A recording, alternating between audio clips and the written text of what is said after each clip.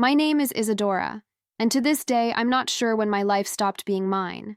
I think it was when I was 8, when my father decided he needed to move on and showed up with that woman, Clara. Clara with her shop window smile, her too straight hair, her too sweet words, and a way of looking at me as if I were a nuisance. My mother had died not long ago, a car accident on a rainy afternoon, the kind you never forget.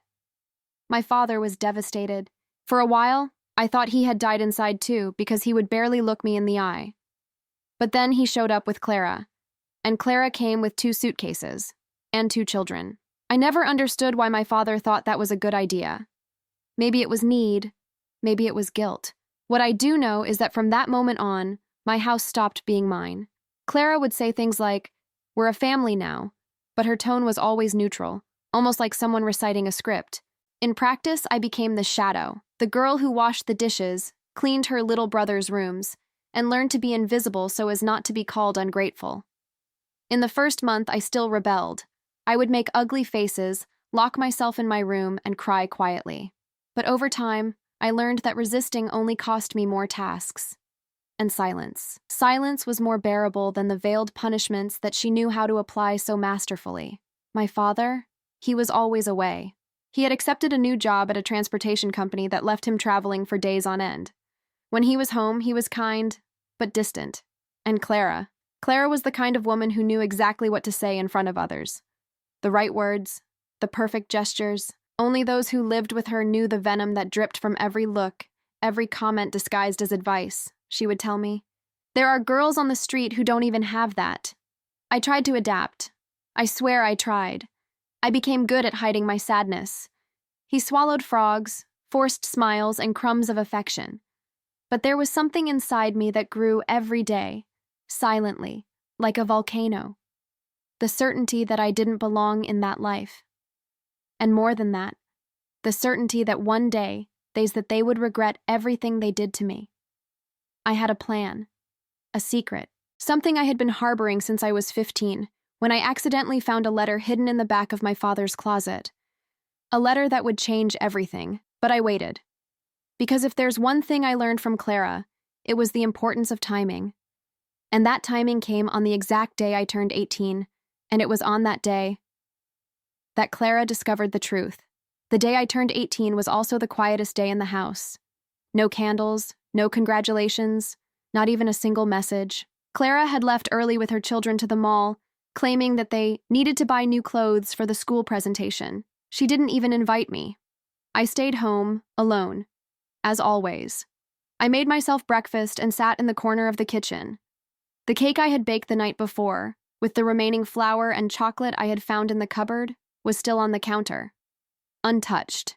It was as if it were watching me, a silent witness to an invisible life. In the afternoon, Clara came back with bags, laughter, and that fake tone of empathy that only she could portray so well. Her children, Theo and Bruna, walked past me with their new sneakers on their feet without even looking away. That was when she said, in her soft and cruel voice, "Isadora, take the opportunity to wipe down the living room. The kids dragged their feet in this rainy weather. Oh, and if you can, take a look at the bathroom too. Someone left a mess there." I didn't answer. I just took the cloth and left. Not because I accepted it, but because, at that moment, I realized that this would be the last time. The last order. The last humiliation. As I scrubbed the floor, I heard laughter coming from the kitchen. Clara was cutting the cake she had bought for Theo. Cake with strawberry frosting. Her favorite. And ironically, mine too. That image burned into me like a hot iron. Theo, with his mouth full, asked, "Isn't Isa going to eat?" Clara gave a muffled laugh and replied, without even turning around, "She's already a big girl. She knows where the trash is, doesn't she?" The kids laughed. So did she. I sat there, kneeling on the floor, my hands still wet from the cleaning product, listening to my existence being reduced to a joke. That's when something inside me changed. It wasn't pain anymore. It was something colder, a kind of certainty that only those who have been hurt deeply understand. I didn't need their love anymore, or their acceptance, or those walls. I had something bigger, something Clara could never have imagined. That night, while they were asleep, I went to the attic. I took out the box I had been hiding since I was 15, the one that contained the letter that changed my life, and other evidence I had been gathering over time. Clara could have treated me like a maid, but she forgot that maids watch everything. They know secrets. They know silences. I returned to my room with my heart beating in time with destiny. The next morning, she would find out. Not just what I knew, but who I really was. And that house would never be the same again. The next morning, I woke up before everyone else. Not because I had slept well. In fact, I had barely slept a wink. But because something inside me would not allow me to rest. It was as if time was conspiring in my favor. I picked up the box and placed it on the desk, the same box that Clara had never noticed, even after years of entering my room without knocking. That morning, while she was still yawning and telling Bruna to brush her teeth, I was sitting at the dining room table, in full view of everyone, with the box open. Documents, old photographs, a copy of the letter, everything meticulously arranged on the varnished wooden top. Clara walked down the hall and saw me. For a second, her expression was one of pure disdain. But when her eyes fell on the black and white photo, one of the few remaining of my mother and father together, with an inscription on the back, something changed. The color drained from her face like ink in water. "What is this?" she asked, her voice trembling, but still trying to maintain a tone of superiority. "The beginning," I replied simply. "In the letter I found when I was 15, my mother made it clear that she had made a deal with my father. Part of her family's inheritance, a property in my grandmother's name, would pass directly to me when I turned 18. But there was a silent clause in the will that Clara, with her thirst for control, never knew about. My mother had left instructions that if I were ever mistreated or neglected, a private attorney would intervene. And this lawyer, I had already contacted him." Clara tried to laugh. "Isadora, please. You're watching too many movies." But all it took was for me to hand her the certified copy of the monitoring records I had kept since I was 16. Audio recordings, screenshots of her messages to friends calling me an ungrateful parasite, and even short videos of her discreetly cursing me, for doubt to begin to eat away at her trust. That same afternoon, I went to the office of an old friend of my mother's. His name was Gustavo, and although I had only spoken to him through email and video calls, I knew I could trust him. He was my grandmother's trusted man, and he had been waiting for this very day. "Happy birthday, Isadora," he said as he greeted me. "Everything is ready." On the way home, Clara was waiting for me at the door with her arms crossed and an expression that oscillated between panic and contempt. She asked me what I intended. I answered with a serenity that I didn't even know I possessed. "Give back what is mine, and take from you everything you took from me." She laughed. She still thought I was bluffing. But the following week, everything started to fall apart. First, it was my father, who got a phone call from the lawyer with the recordings. In shock, he came home early from work. He didn't yell, he didn't fight. He just sat in silence, staring at the woman he claimed to love, while the evidence spoke louder. Then came the neighbors. The stories Clara had told about me, that I was ungrateful, rebellious, and problematic, began to contradict the facts. People began to look at her differently. The mask was slipping. And me? I just watched. Not with joy, but with a calm that only those who have been to rock bottom can understand. I didn't just want punishment. I wanted her to feel the emptiness she had caused in me, to understand what it was like to be treated as invisible, as something that could be used and thrown away. Clara began to isolate herself. Her friends stopped calling her. Her social media posts decreased. Even her children began to question her. Little by little, she was getting a taste of her own medicine, and it was just the beginning. The days following my birthday were as silent as ever, but a different kind of silence. Not the oppressive silence of before, but a silence filled with anticipation, like the tension before a storm. And the storm, I knew, was only just beginning. Clara walked around the house like a ghost. She avoided looking at me. She gave orders in a low tone, without the conviction she had before. My father barely spoke to her. He had read everything. My mother's letter, the reports, the audio recordings. And although part of him refused to accept what he had allowed to happen under his own roof, another part, the part that still had some honor left, was beginning to wake up. By this time, I was no longer washing dishes. I was no longer cleaning the bathroom.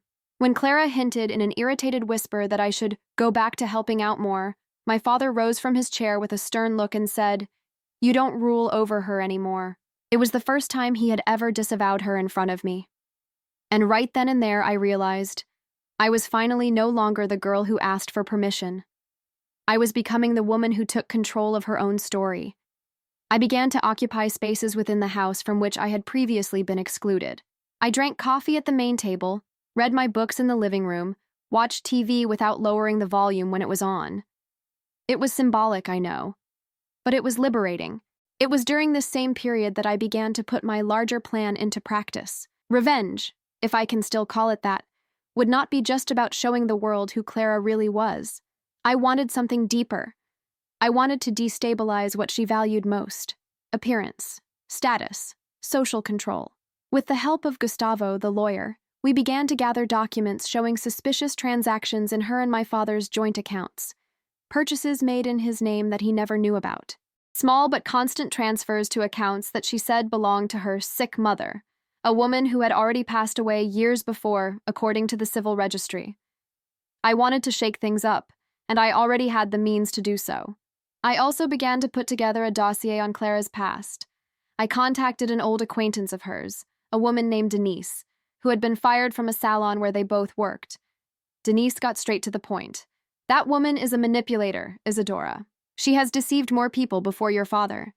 And he sent me photos, screenshots of old conversations, and a story about how Clara seduced vulnerable men, preferably widowers or recently divorced, to establish herself and ensure comfort, always in the name of family stability. But there was something else. Something Denise hesitantly revealed that would change the course of everything. Clara, she had another child. Before all this. A boy. But she abandoned him with his father. She said she was going to start from scratch. She never came back. The information hit me like a punch. Not because I felt empathy, not yet, but because in that moment I realized that Clara was even more rotten than I had imagined. It wasn't enough to put me down.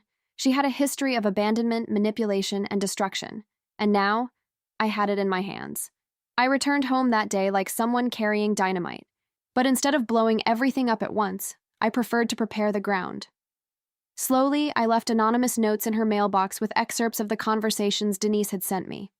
Short but cutting sentences. Do you remember the boy you left behind? Not all your sins have been buried, Clara. The truth always comes back. She began to lose sleep. She spent nights awake, pacing the house, locking doors. Her paranoid look spoke volumes. Fear was taking over. And the woman who once made me spend birthdays scrubbing floors was now shaking with self-consciousness. And that was just the beginning of what I planned. The best scams don't make noise. They don't scream, they don't explode, they don't announce their arrival. They just happen, and by the time the victim realizes it, it's too late. That's how I decided to deal with Clara. I didn't want to just knock her down. I wanted her to dig her own abyss. The first movement was at Bruna's school. I remember well the day I sat down with the school coordinator, a woman named Helena, always friendly, but clearly accustomed to complaints from arrogant parents like Clara. I introduced myself as Bruna's sister and explained that there was evidence that her mother had forged her father's signatures on several documents, including the authorization to use funds from the Parent-Teacher Association. I gave her a copy of my father's original signatures, compared to the ones Clara used on school papers. Helena turned pale. She promised secrecy, but it was obvious that this would trigger an internal investigation. And of course, everything was discovered, quietly, as I had wanted. Within days, the school issued a statement to families warning of document security procedures, without mentioning names. But Clara got the message. She came home that day with hollow eyes, muttering to herself. She threw her bag on the table and spent the entire afternoon on the phone, trying to reach someone in the management. But it was too late. The shadow of doubt was already hanging over her. The next day, I attacked the second point: social reputation. Clara was part of a group of influential neighborhood moms, women who threw parties and fundraisers and feigned kindness while judging each other's shoes. Behind the smiles, there was rivalry and venom. And venom, I had plenty of it. I sent from an anonymous email screenshots of Clara's messages bad-mouthing some of these mothers. Things like, "That bitch Fernanda only donates food because her son is ugly," or, "I'm going to suggest an event just to get Denise's husband's contact information." Cruel, idiotic phrases, but enough to cause chaos in such a superficial environment. Within days, she was excluded from the main group. The messages stopped coming. No one tagged her in photos anymore. She tried to justify herself, but no one wanted to listen. That was what she feared most, being ignored by the people she pretended to admire. The third move was more personal. The boy had always treated me coldly, a direct reflection of what he had heard from his mother. But he was just a confused teenager, caught between loyalty to his mother and the reality that was now imposing itself. One day, when I found him lying on the couch, I asked, "Theo, do you know who I really am?" He just looked at me wearily. "Isa. My sister, half-sister. I don't know." I asked him to read my mother's letter. I explained that she was the mother his father swore to love, that I had grown up being humiliated by the woman who claimed to be our new family. I showed him the old photos, the videos, not to blackmail him, but to show him the truth. That night, I heard something I had never heard from him before. An apology. "I'm sorry for not seeing, for being a part of it." I didn't respond in anger. I just thanked her. Because this was more than any revenge. It was the restoration of something Clara had tried to erase, my identity. And while all this was happening, my father began to act as well.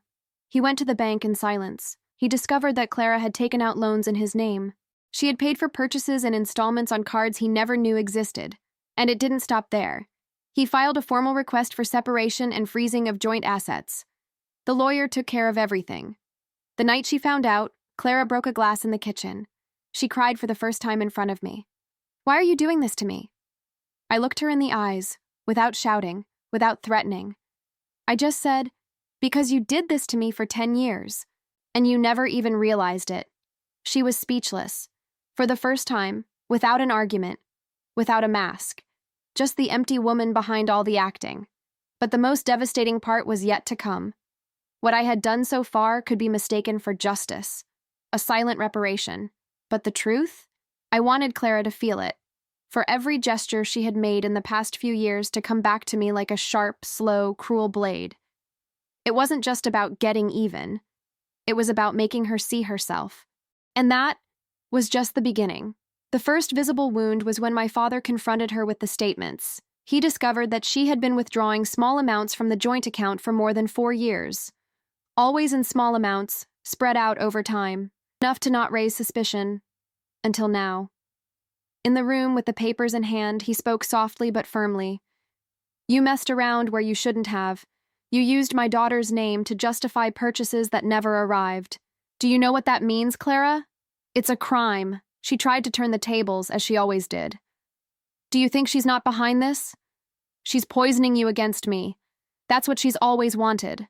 But he didn't give in. And that's when I understood that my father, although late, was finally beginning to truly see me. With the separation established and her assets frozen by the court, Clara lost access to her credit card. The account was blocked. The expenses that she had previously disguised as household needs now turned into accumulated debt. And like a domino, everything started to fall. The children's school required monthly payments, social events closed their doors to her, and even the car, bought in my father's name, was repossessed for non-payment. She started walking. That was when I began to feel the taste of inversion. How many times did I walk miles to get to school with her children's shoes in my arms, to be changed at the gate? How many times did I face the rain without a coat, while she showed off her new heels and impeccable nails? Now she was the one walking through the neighborhood with her head down, her makeup smeared and her heels sinking into the sidewalk. And people saw her. The same people who had previously flattered her were now whispering. She was the scandal waiting to be leaked. But I didn't end there. I called Denise again and asked for the contact details of the father of the son Clara had abandoned, a man named Elias, who now owns a small auto repair shop in another city. I explained who I was, what I knew, and what Clara had done to me. Elias was blunt. If she's about to fall, then I want her to look into the eyes of what she left behind. We agreed that he would come to the city at the end of the month. And what's more, her son, Caio, now 20 years old, would agree to meet her again. Not because he wanted to forgive her, but because he wanted to close a cycle. And if possible, get the truth out of her mouth that had haunted him since he was a child. Why did she leave? Meanwhile, at home, Clara had an emotional breakdown. She would spend entire days locked in her room. She began to lose weight. Her previously well-groomed hair was dull, and her children no longer knew how to react. Bruna cried in secret. Theo barely ate, and my father, tired and embarrassed, left early and came back late, avoiding what he once called home. One day she appeared in the room, where I was reading a book, and said, "You won. That's what you wanted, isn't it?" I closed the book. I looked at her calmly. "I didn't want to win. I just wanted you to see me." She trembled. She really did. For the first time in all these years, she seemed stripped of her pride. And it was in that moment that I realized something important. Clara wasn't just cruel. She was broken. But the pain she'd caused me, it couldn't be undone with tears. You have no idea what it's like to grow up being treated like a nuisance, like trash who needs to prove herself useful to earn a piece of bread, I said firmly. And now you want me to forget? I can't. She tried to justify herself, as if reciting a rehearsed script. I was young. I didn't know what I was doing. I thought I was doing what was best for everyone. No, you knew. You just didn't care. That same week, I scheduled the meeting with Elias and Caio. But I didn't tell Clara. I wanted her to be caught off guard, like I was for 10 years of my life. The appointed day has arrived. It was a Saturday afternoon. The sky, ironically, was clear. Nothing in the air indicated the kind of storm that was about to hit that house. My father was at work. He asked to cover for a colleague. Bruna had gone to sleep at a friend's house. Theo spent most of his time locked in his room with headphones on, trying to pretend he couldn't hear the world falling apart around him. And Clara seemed to be on autopilot. Deep-set eyes, carelessly tied hair, old t-shirt, a stark contrast to the woman who paraded around the neighborhood markets wearing makeup, her fingers covered in rings. At 3:00 p.m. sharp, the intercom rang. "Isadora, they're calling you down here," said Theo apathetically. "I know. Don't worry." I went down. Elias was standing in front of the gate with a firm expression, his arms crossed, and next to him was Caio, tall, thin, eyes very similar to Clara's, but without any sparkle. He greeted me with a discreet nod. "Are you ready?" Elias asked. "She's the one who isn't here." We went upstairs. The footsteps in the hallway echoed like war drums. When I opened the door, Clara was sitting on the couch. Seeing Elias, her body stiffened, but when she saw Caio, she froze. For a second, I thought I was going to faint. "You," she murmured, her voice breaking. "What are you doing here?" "I came to seek an answer, Mother," said Caio without trembling. "An answer that you have owed me for 2 decades." She put her hand to her mouth, her eyes filled with tears. "I didn't know you wanted to see me. And since when did that stop you from looking?" Silence. I stood by the stairs, watching. This was my home, and I was the spectator of the final play. Clara tried to compose herself. She crossed her legs, wiped her tears with the back of her hand, and gave me that look she used to manipulate. Calm, pained, theatrical. I was young. I was lost. Caio's father didn't want to admit it. I tried. I swear I tried. "She's lying," Elias cut in, without raising his voice. I wanted to admit it. I just didn't want to pretend we were a happy couple. And that's why she ran away. She said she couldn't waste time on small lives. Clara then cried. But they were different tears. Not of pain, of panic, of exposure, of being surrounded by the truths she had always hidden. "You destroyed my childhood," said Caius. "But now I see that you are only capable of loving yourself." She stood up suddenly. "I did what I could. You don't know what it's like to be afraid. No." My voice interrupted her, dry. I was the one who was afraid. Afraid of breathing wrong and being punished, of existing too much, of asking for a present at Christmas, afraid of not being enough for you to open your mouth and say happy birthday, afraid of being treated like a person. She stared at me, and in that moment, there was no more lie in her eyes, only defeat. "All of this," she whispered. "Was it planned?" Since I was 15, she fell to her knees, literally. She tried to hold herself up on the couch, but her arms gave out. Not from strength, from guilt, from the shame that was finally surfacing after years of hiding under layers of control. And then Theo came down the stairs.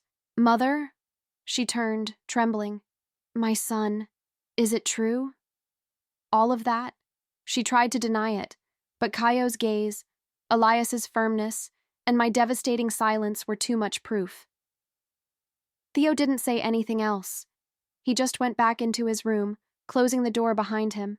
And the sound of that wood hitting was the final snap. That afternoon, Clara lost everything: the respect of her children, her social mask, and the secret she thought was buried. What she didn't know, yet, was that it wasn't the end, because the next day, the video was aired. Yes, a video.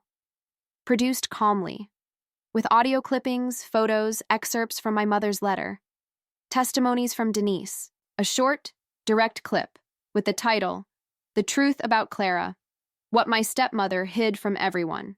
I uploaded the video from my notebook and closed the screen. Now it was time to wait for the world to see. The morning after the video, the silence was interrupted by incessant notifications on my phone. Broken hearts, angry comments, shares. The video had already reached more than 40,000 views in less than 12 hours. The hashtags began to pop up. Justicia por Isadora, Clara expulsa, Madrastra monstruosa. In the thumbnail, there is only one image. Clara, smiling at a New Year's Eve party, holding a glass of champagne. In the background, out of focus, I, at 14, serving trays. That image said it all without needing a caption. It didn't take long for Clara to find out. She came down the stairs with her cell phone shaking in her hands, her eyes red, her face peeling from crying or rubbing so much. "You exposed me? You put my face on the internet?" I stood my ground. I didn't expose it. I revealed it. The difference you never wanted to learn. She tried to snatch the phone from my hand in a desperate gesture, but I backed away. Theo appeared at the top of the stairs, paralyzed. Bruna was still asleep, and Clara, she looked like a cornered animal. "You destroyed my life." "No, you destroyed it yourself. I just took the tarp off." She stumbled to the couch. The messages kept coming. Moms from her social group, fake friends, former clients from the salon, all judging her. Some angry, some pleased, but none of them supportive. Not even the ones she thought would be there for her until the end. The worst blow, however, came when she tried to go to the market. I saw her rushing out in a sweatshirt and cap, in a ridiculous attempt to hide. 15 minutes later, she came running back. Someone had recorded her going in and out of the local grocery store. A short video, with the caption, "Look who showed up after everything came to light." She had been recognized. Someone laughed, someone spat nearby. An old family acquaintance turned his face away. The queen of the neighborhood was now a public disgrace. And more was to come. I called Bruna's school, where the principal answered me with a cautious voice. "Isadora, we need to talk to your father. The video reached us. There are parents demanding action. Clara is formally suspended from any participation in school activities until the end of the investigation." Translating: banned, ignored, silenced. The following week, my father received the final notice of the separation process. Clara would only be entitled to a minimal portion of what she thought she owned. Everything she had invested, using the name and efforts of others, was now discarded, with no legal value. Gustavo's lawyer was relentless. Clara was not only thrown out of the home she ran, but she also had a bad reputation, a complaint filed, and the almost unanimous contempt of the neighborhood. She started sleeping in Bruna's room, who, in an emotional crisis, went to live with an aunt in another state for an indefinite period of time. Theo preferred to stay with me and his father, but he barely spoke to his mother. The two only shared the same roof out of inertia. In the last conversation I had with Clara, she was already weak, exhausted, with dull skin, unpainted nails, almost unrecognizable. "What more do you want from me?" I approached. I knelt in front of him, and I said, looking into his eyes, "Nothing." She blinked, confused. "Do you want me to beg? To disappear? I wanted you to see me. And now that you have, I have nothing left to take away. The ruin came from within. You are only reaping what you sowed." She closed her eyes and let the tears fall. Inside, I felt a strange mixture. It wasn't pleasure. It wasn't relief. It was like watching a castle slowly crumble, the one that had imprisoned me for years, now turning to dust. Days passed. The video continued to resonate, but I remained silent. My work there was done. Justice, however imperfect, had been achieved. Not by courts, but by the truth being exposed to the light. And it was in this scenario of rubble that I began to plan my new beginning. Today marks exactly 1 year since the day I turned 18. A year since Clara discovered that I was no longer the silent girl she used as a maid.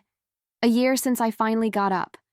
Sometimes I still wake up in the middle of the night waiting to hear my name called to wash the dishes. It takes me a few seconds to remember that I am free now, that I owe nothing to anyone but myself. My father lives in a small apartment near his work.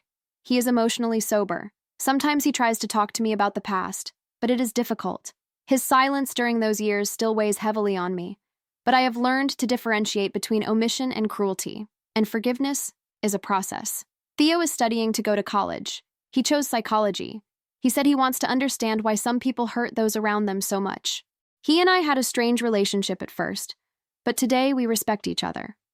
What we had in common, growing up around Clara, brought us together in a silent, almost brotherly way. Bruna came back 3 months ago. He still doesn't look me in the eye, but he started greeting me. I believe he still carries confusion and shame, and I understand. No one chooses the mother they have. Clara disappeared. After the official separation, she moved to a rented room in the suburbs. I heard that she tried to go back to the salon where she worked, but no one would hire her. Some say she started going to church. Others say that he is always borrowing money from acquaintances. I don't know which is true, and honestly, I don't care. She still sends me messages sometimes, long audio messages asking for forgiveness, saying that God is showing her the mistakes of the past. I listen to them. I save them. But I don't respond, because forgiveness, for me, doesn't come with words. It comes with time. And maybe it won't even come. I now live alone. I work at a publishing house as a proofreader. Ironic, considering how many times I've been silenced. Every book I read is a reminder that words have power, and that I, even though I've been silenced for so long, am made of them. The video I posted is still up. It has over 2 million views. Sometimes people stop me on the street, hug me, and tell me I was brave. I smile and thank them, but I think, it wasn't courage. It was survival. It was justice. It was liberation. And now, with everything that has happened, I only have one thing left to say. To myself, to whoever is listening, and even to her, if she is still listening. I wasn't born to be invisible. I was made to be seen. And when someone tries to extinguish your light, it's because they know how much it can illuminate the world. End of story? No, just the beginning of mine.